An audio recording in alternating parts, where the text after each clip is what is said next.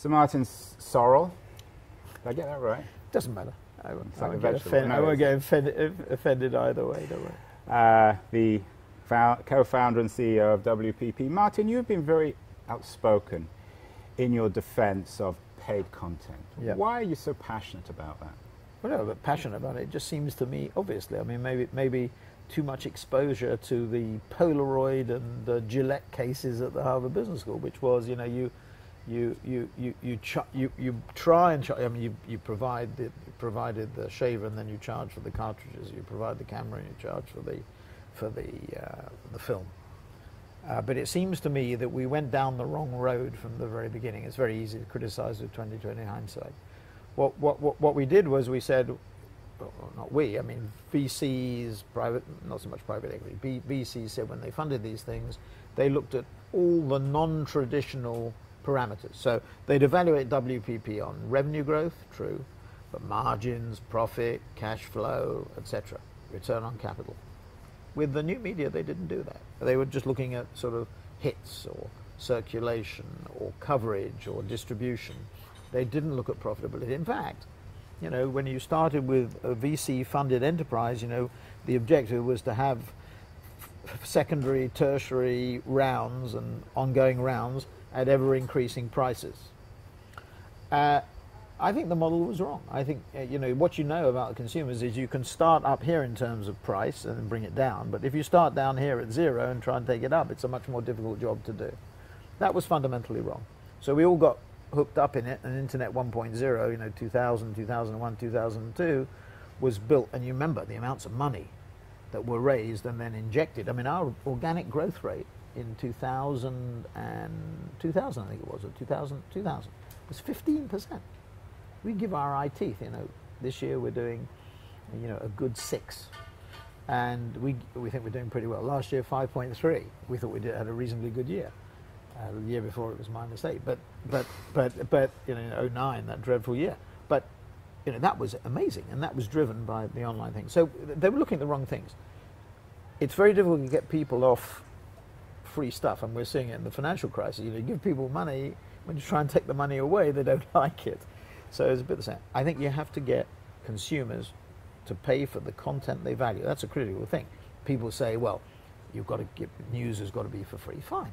If the news has got to be for free because it can be packaged or aggregated by somebody else and provided by somebody else for free, fine. But if I'm Condé Nast, for example, and I have GQ or Vogue or whatever it happens to be, it seems to me, just logically, that men and women value that content very highly and would be prepared to pay, maybe not a lot, but pay for that content. To give it away for nothing when people like you and others put their sweat, blood and tears into it in creating fine content, whether it be filmed, whether it be written, whatever it is, I think is just a dreadful mistake.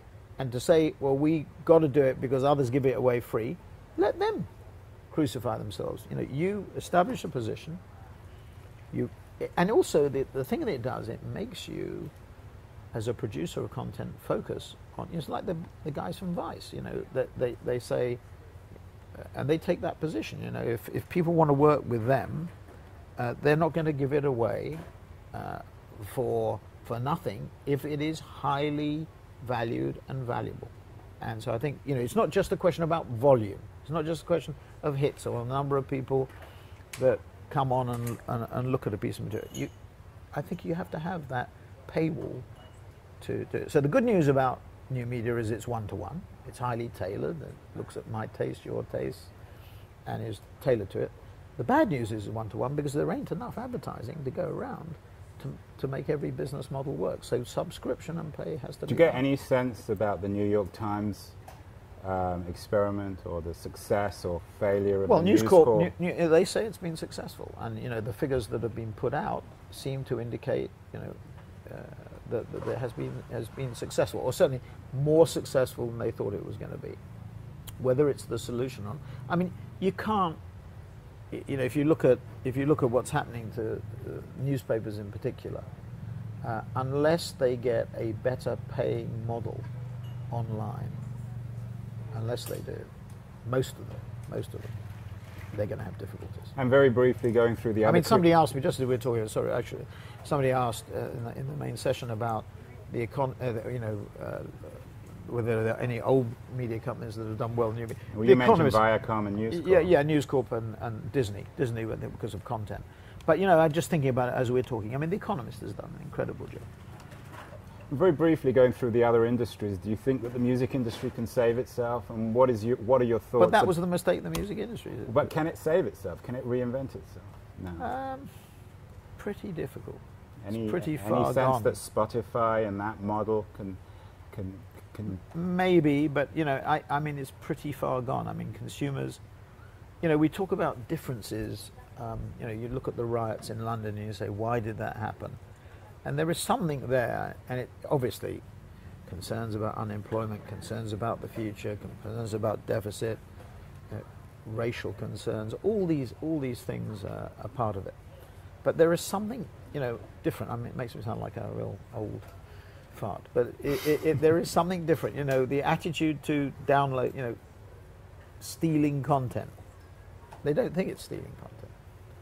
Hacking, attitudes to hacking, attitudes to privacy. I mean, I just think inevitably openness, and we were talking about one session about the information you can get from a Google Attitude site, or you can get on Facebook, and the availability of this information. Inevitably, in my mind, it means that at some point in time, people are going to ask for closed systems that people don't have open access to. I mean, I don't know when it's going to happen. Well, Apple. What? Apple. Well, yes, but even more than that. Not in an Apple sense. That more like a LinkedIn versus a Facebook. In other words, where there are barriers to entry and barriers to access to a much greater degree than perhaps because openness and transparency is all the rage. I think the pendulum will swing back, because I think people don't quite understand. We were sitting looking at the cameras on that technology, on that dance technology, the Microsoft technology. Yeah. There's a camera in your bedroom. There's a camera in your bedroom. Why'd you laugh? What? I mean, somebody said to me, "Do you put a sheet over it?"